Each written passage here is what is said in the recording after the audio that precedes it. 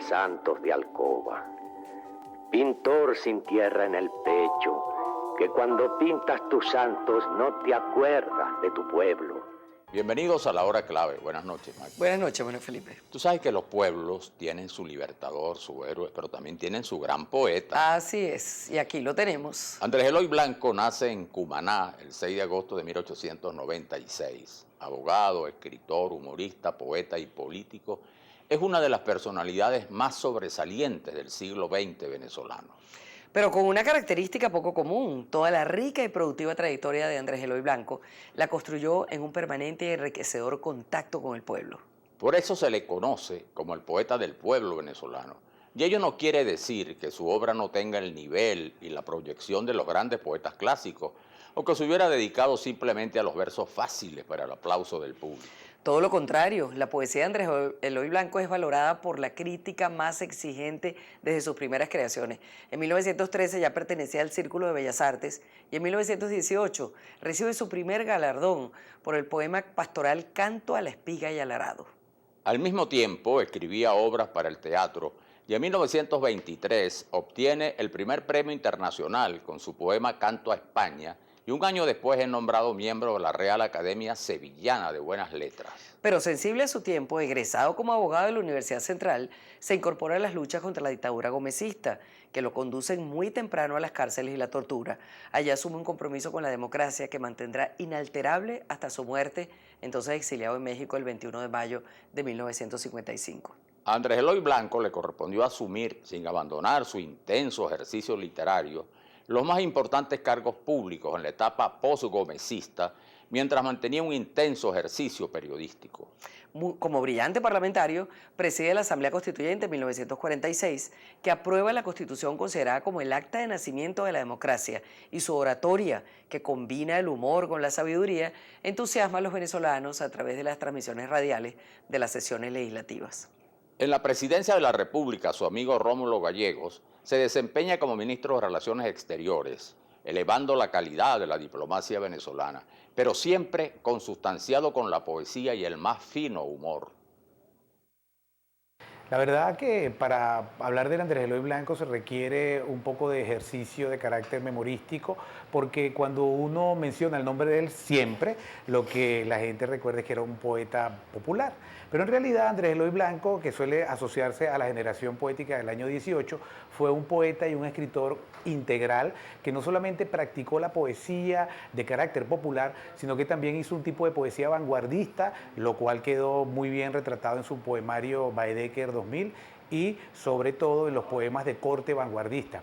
Andrés Eloy Blanco tuvo la fortuna de lograr concretar en su poesía eso que muchos poetas populares suelen hacer de manera innata. Él, estudiando profundamente la poesía española, logró articular un tipo de poesía que hace que uno crea que los poemas de él son anónimos. Y mucha gente cree que La Loca Luz Caraballo, Los Palabreos, Angelitos Negros, son poemas que vienen de la tradición popular, y no, son poemas de Andrés Eloy que se convirtieron en poemas tan repetidos y tan memorizados que hoy día muchos, insisto, creen que son de la tradición y no, eran de Andrés Eloy. Pero Andrés Eloy también practicó un tipo de escritura muy festiva que quedó bien plasmada en su obra de teatro.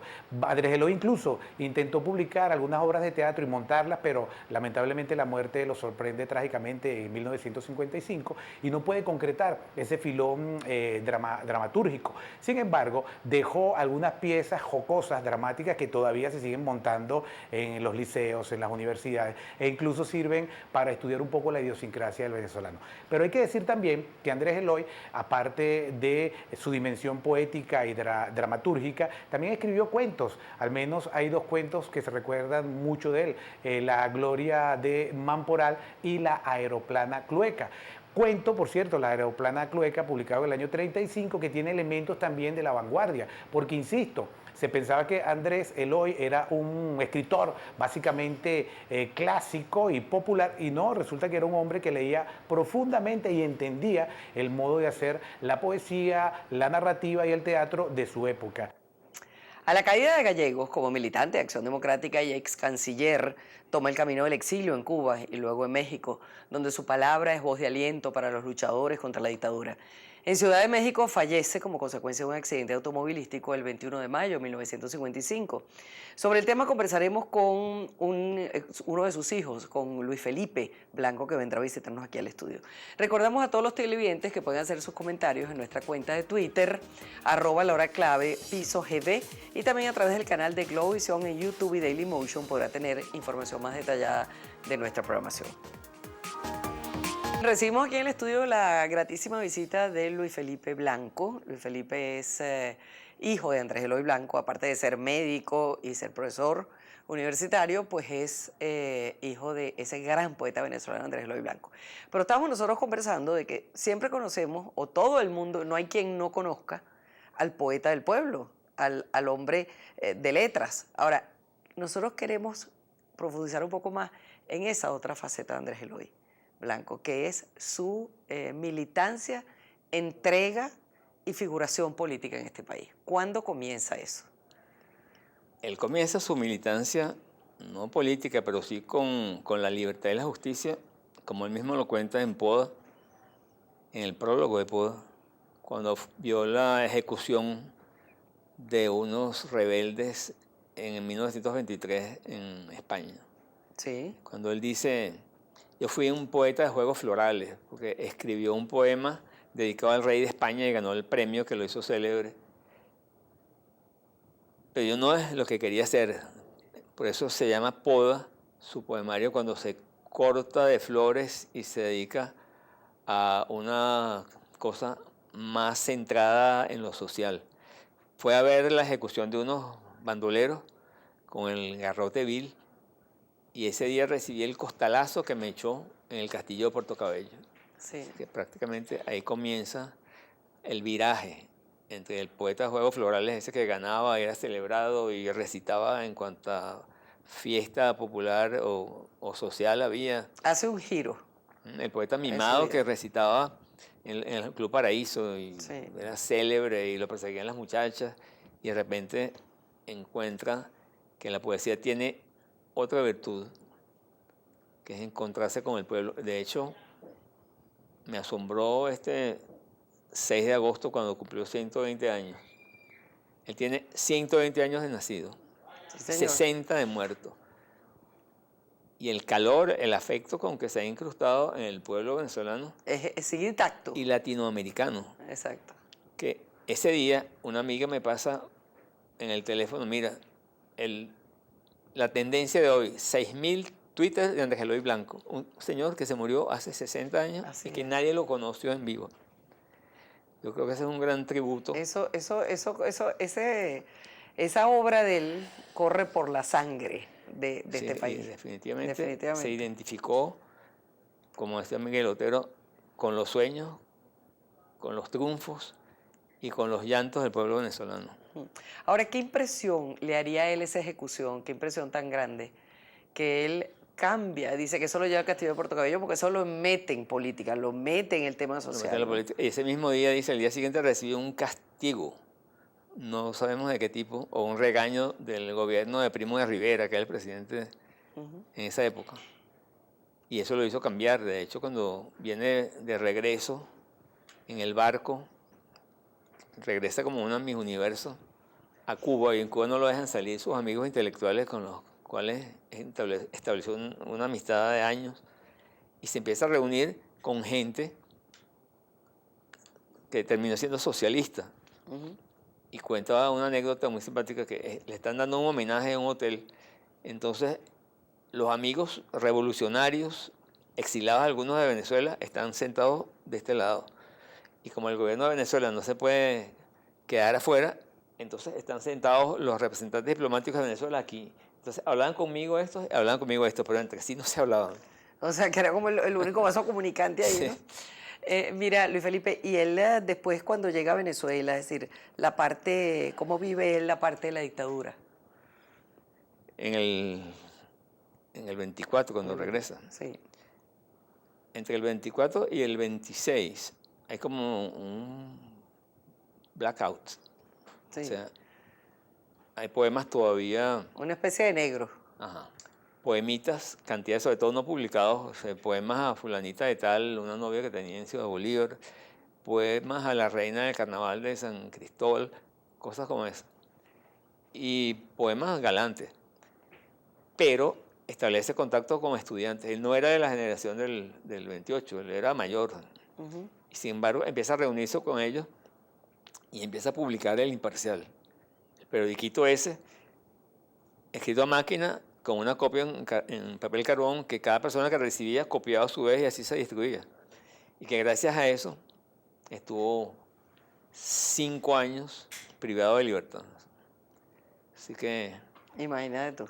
Sí, sin ser de la generación del 28, en la rotunda. O sea, que fue la primera vez que probó la cárcel, pues. Lo metieron preso en el año 14, cuando el cierre de la universidad, cuando la reforma de Felipe Guevara Rojas.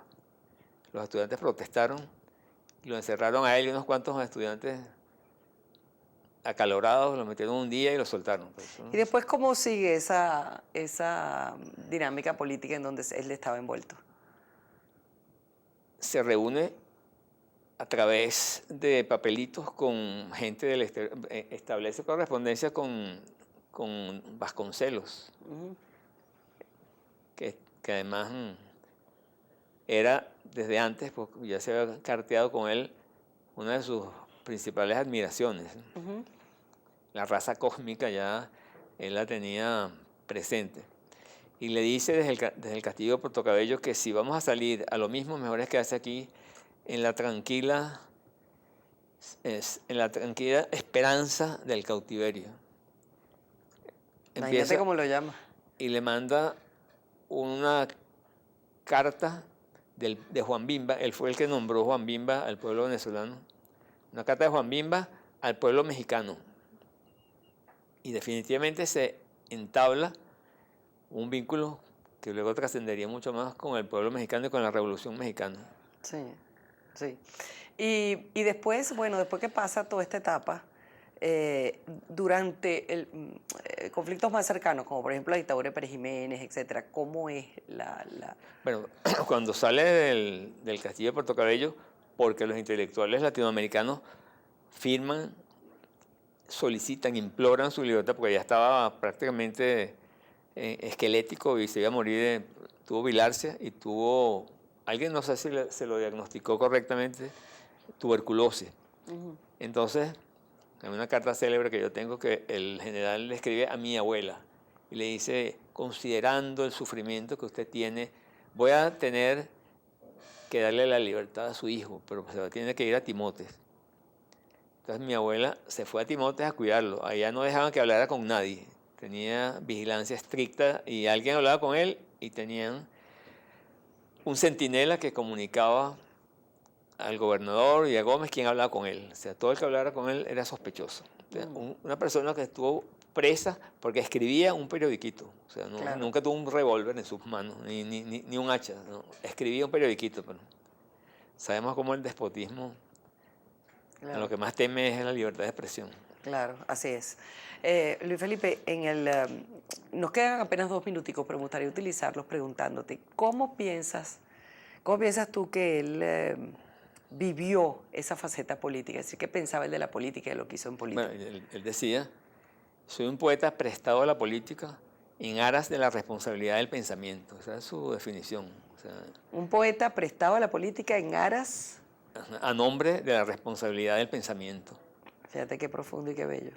Y claro, todo el mundo lo conoce por sus poemas, pero Miguel Otero, el día que inauguró la estatua el 21 de julio de 1958 en Cumaná, dice, hermano, ellos se llaman hermanos, si tú nunca hubieras escrito un solo verso, si nunca hubieras vivido el mundo de la poesía, de todas maneras estaríamos aquí, al lado de tu busto o de tu estatua, para celebrar tu valor, tu apego a la libertad y tu apego a los valores que habían convertido a Venezuela en una laguna, en un pantano a punto de hundirse.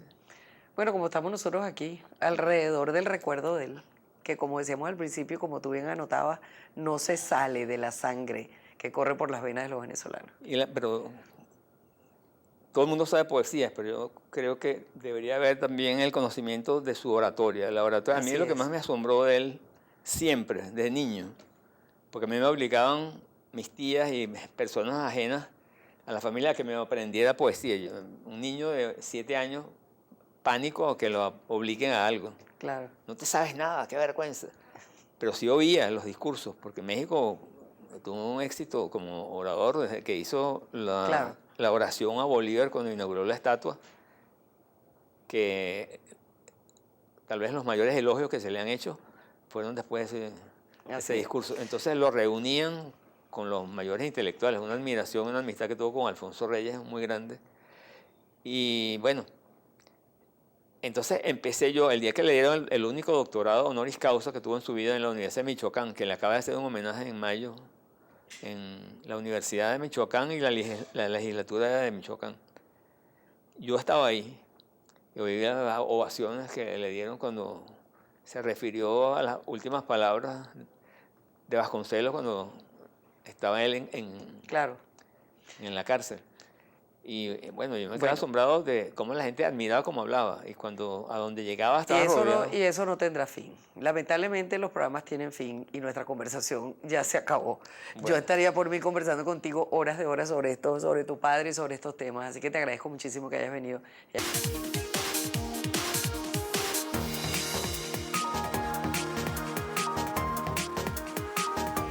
La cultura venezolana no solamente tiene una deuda de carácter estético literario con Andrés Eloy Blanco, sino que también su ejemplo civil, su participación en las luchas políticas contra el régimen de Juan Vicente Gómez, lo cual lo llevó a la cárcel, y luego lo que él significó como uno de los instrumentos políticos para articular la democracia, hay que destacarlo. Andrés Eloy Blanco, recordarán que en el año 1936, el 17 de diciembre del 36, es nombrado el presidente de la Asamblea Nacional Constituyente, que da una nueva entrada a Venezuela en una dimensión distinta de su vida política una vez fallecido Juan Vicente Gómez. Esta dimensión de carácter civil hay que destacarla siempre porque él fue un escritor integral, pero que también supo ser un ciudadano ejemplar.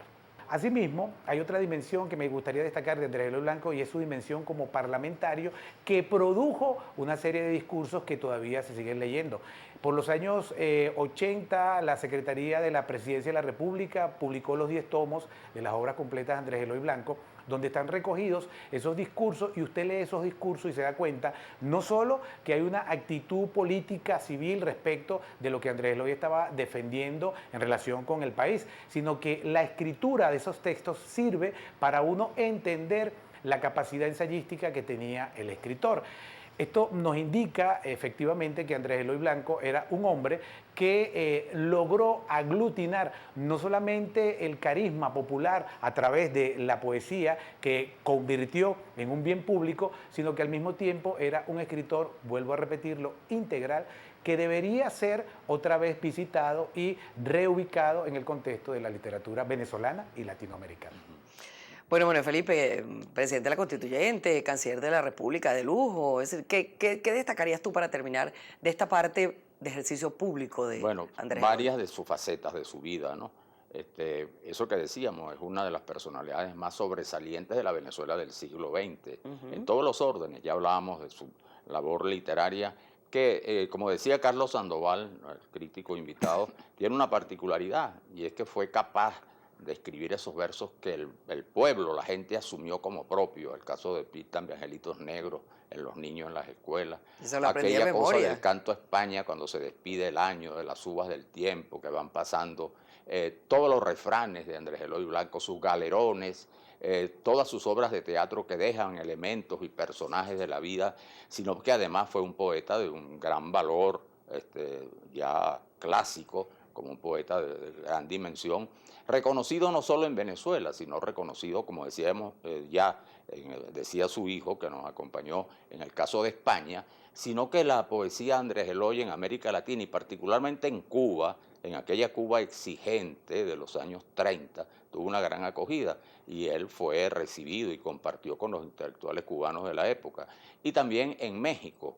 Y luego, bueno, su labor como hombre público, parlamentario brillante, ese episodio tan importante de haber presidido la Asamblea Constituyente de 1946, que redactó la gran Constitución Democrática, pero que además su actuación ahí lo convirtió en un personaje que llegaba cotidianamente al país, porque esa asamblea, las sesiones fueron transmitidas por radio. y Andrés Eloy Blanco era un gran orador, Y todo el mundo escuchaba, claro. orador conceptual, pero además con el uso del humor.